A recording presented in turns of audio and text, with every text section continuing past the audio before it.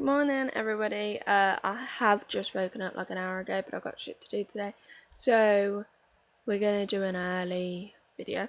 But today we're gonna be checking out some insane, Reddit threads and stories and confessions and all that kind of stuff. So let's go. Also, as the video gets more and more as we go through the video, these are gonna get more wild and insane. So just stick around. We're gonna start off with, am I the arsehole for letting my girlfriend stop coming over in the mornings after my mom's friend complained about her showering? Just from that, I'm gonna say yes. Just from that. From that, yes. But let's just have a look at the rest. Right. So my girlfriend works 12-hour overnight shifts. I've done overnights. Hell.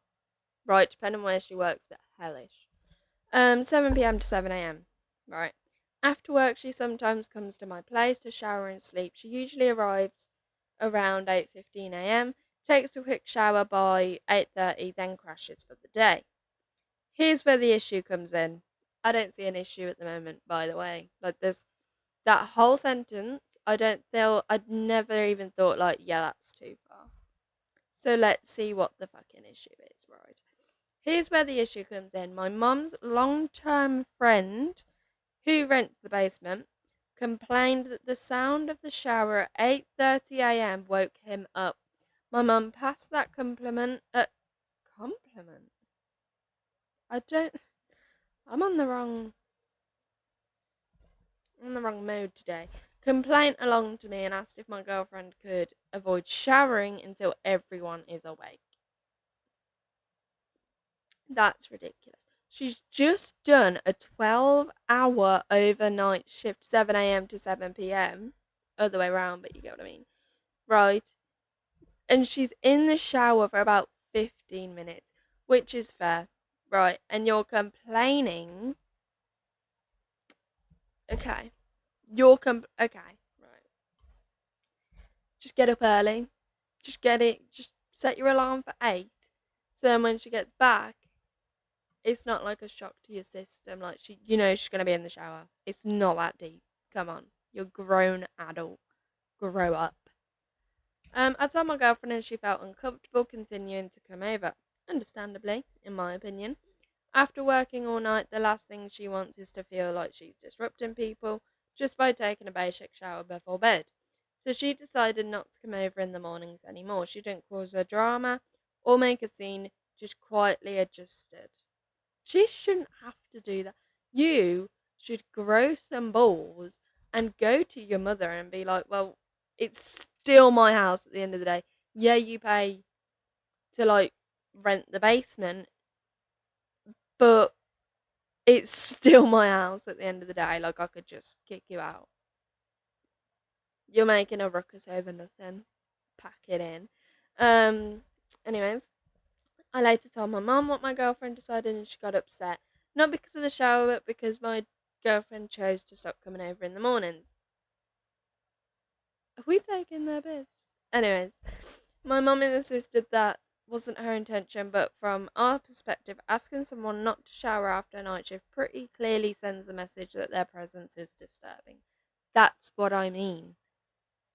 Like, what do you mean that's not what your intention was? Of course it was. What else would your intention be? But okay. For context, I also pay rent in this house. My mum's friend has lived here for years and pays rent too. We all share the space. It's not like my girlfriend was being loud or unreasonable, just taking a 5-10 minute. So not even 15 minutes, but okay. In the morning, which seems pretty standard. Right.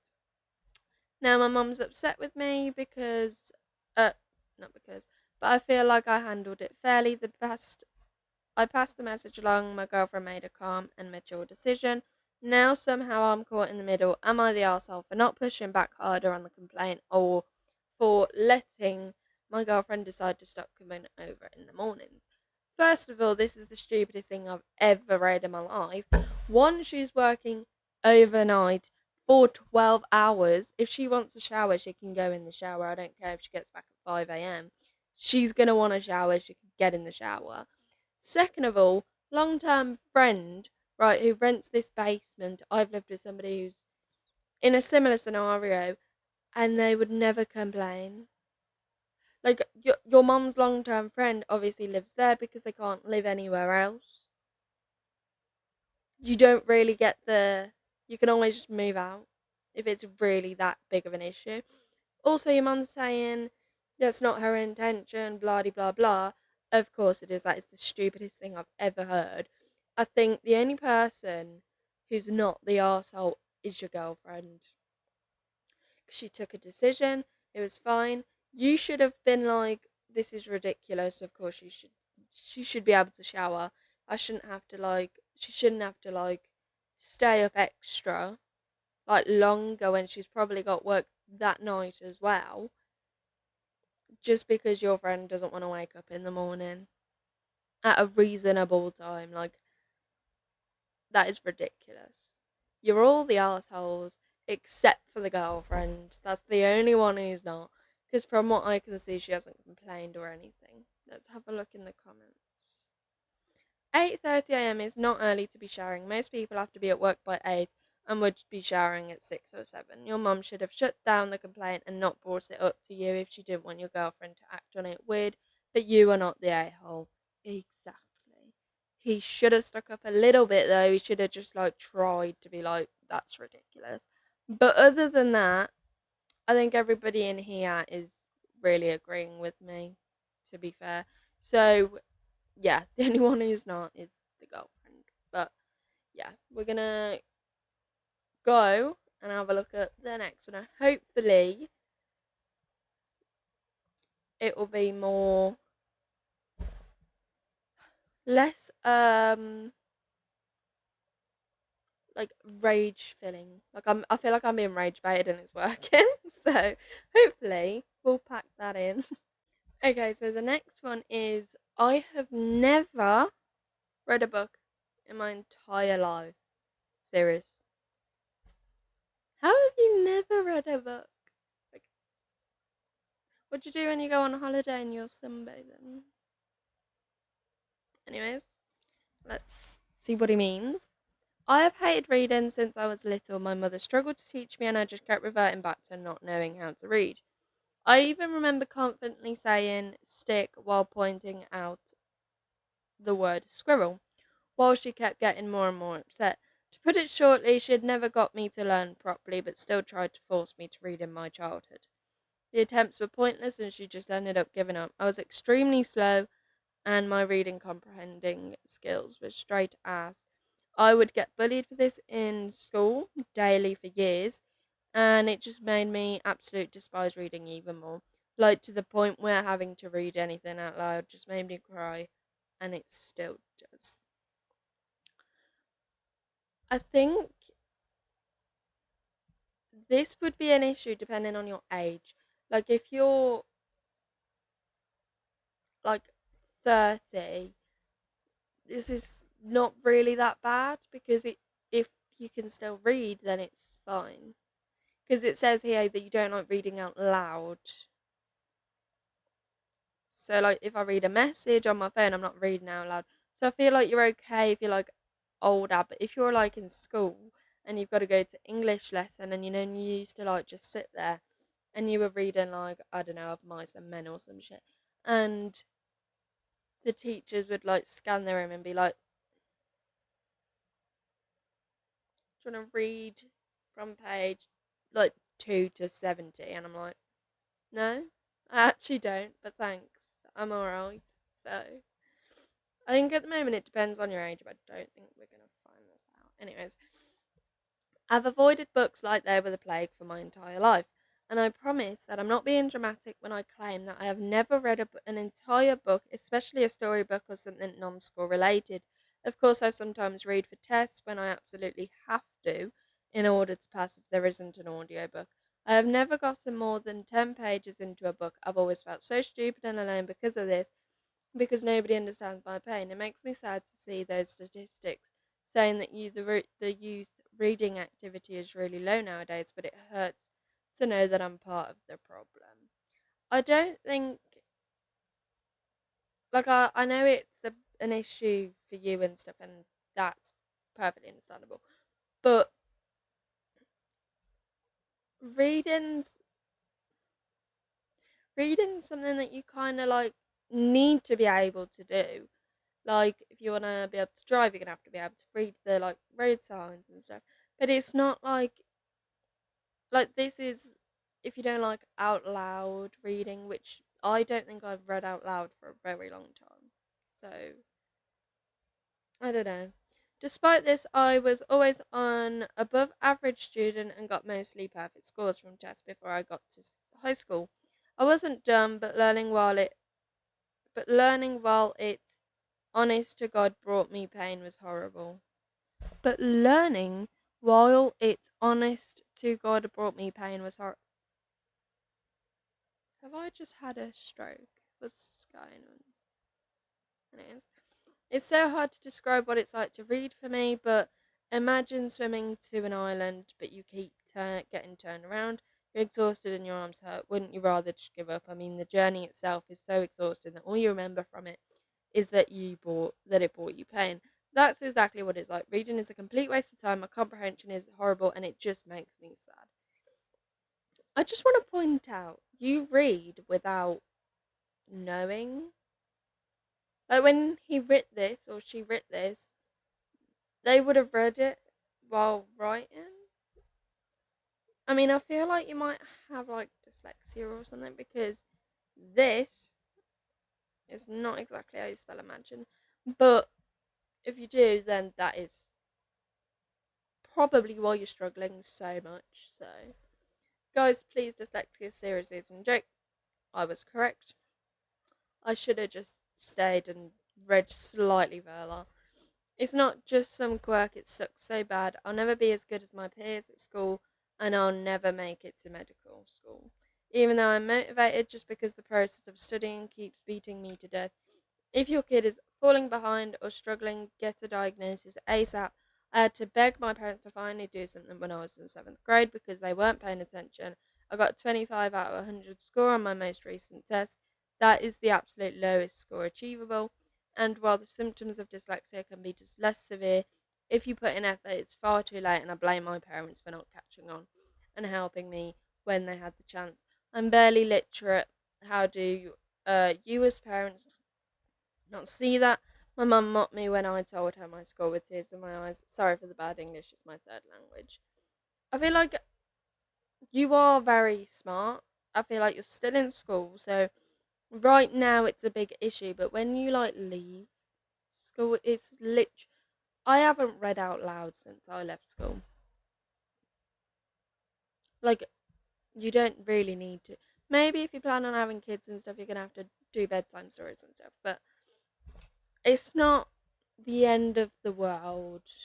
Like, I know it would be for you because you want to do medical school and the revision and stuff, but I would personally, if I was into this kind of thing and I was having this issue, I would text whatever medical school you're planning on going to get your qualifications and asking, basically informing them I have dyslexia, I really struggle. Is there any way of anything that could help or any audiobooks, just anything like that? Like, there will be solutions.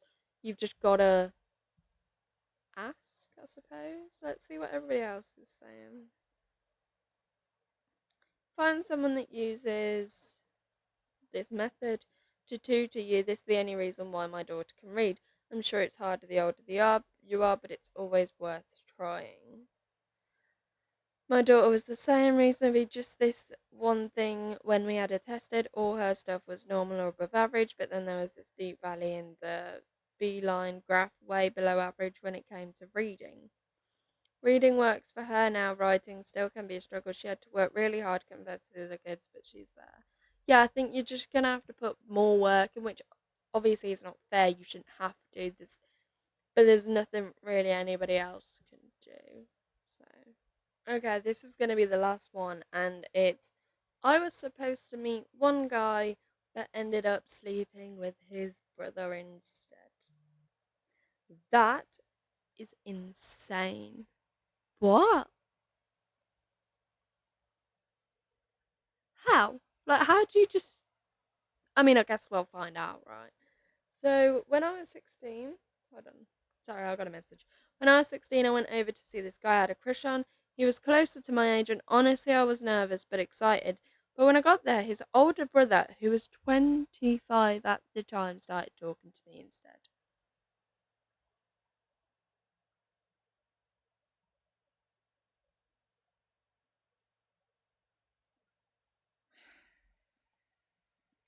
So, you're 16 and they're 25. Like, when obviously I was that age, I obviously didn't see an issue with it either. But as you like start growing up, right, you see how this doesn't make any sense, like at all. Like, I'm now 20 and I don't have anything in common with a 16-year-old. Like, if a 16-year-old came up and talked to me, I'd probably be like, "You're right," but I wouldn't.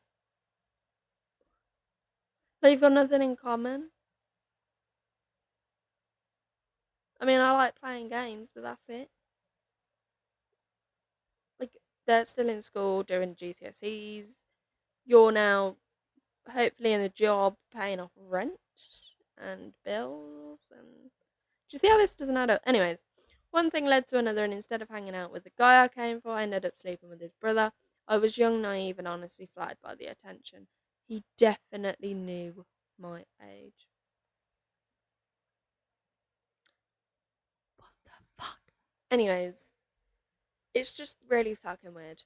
Right, I ghosted the brother I originally came for, and to this day I still feel guilty about that. At the same time, I don't know how to feel about what happened with his older brother. Part of me thought I was grown at the time, but looking back now, I can see how messed up the situation was. Thank you. Like, some people grow up and they don't ever see it. They don't think like, what the fuck, this made no fucking sense. I've never told anyone this in real life, and I still think about it sometimes. I don't even know if I should feel shame, anger, or nothing at all. Would you consider that I was taken advantage of, or that it was just a dumb teenage decision? It depends on the situation, if I'm completely honest. Because, yeah, it's very weird, and depending where you are, technically cannot consent. If you live in America, you wouldn't have been able to consent. You were under the age of consent. Um, so by the law, yes, you was taken advantage of if you were in America. If you're in England or different areas, no.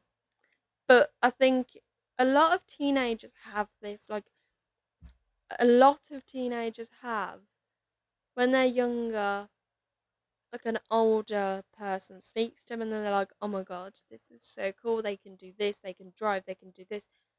It's the coolest thing ever. And then you get to that age but that they were at and you're like, no. And I wish that people didn't have that. Like, it's a lot of people that go through this situation. Like, I've been through it, my friends have been through it. Like, a lot of people have been through this situation. And I don't really know.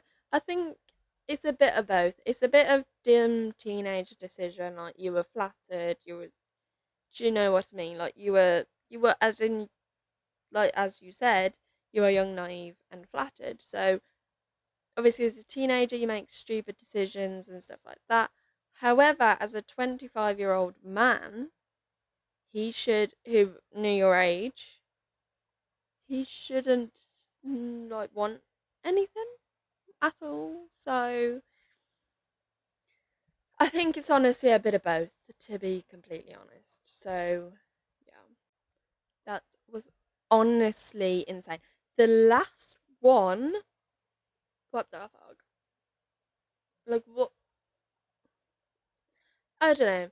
But anyways, I guess it's been kind of fun to do the Reddit stories. It's a bit of a rushed one because I've got stuff to do today. But yeah, I actually quite enjoyed it. Bit weird at the end. I felt a bit uncomfortable with that, but other than that, I think it was quite good. So if you want to see more, let me know in the comments, and subscribe for more videos. And I will be live at some point on my TikTok. So if you go onto my channel, there's a link tree with all my different social medias. So go check them out. But yeah, like, comment your favorite story, or if you disagreed with anything that I said, or anything like that. And yeah, I'll hopefully see you in the next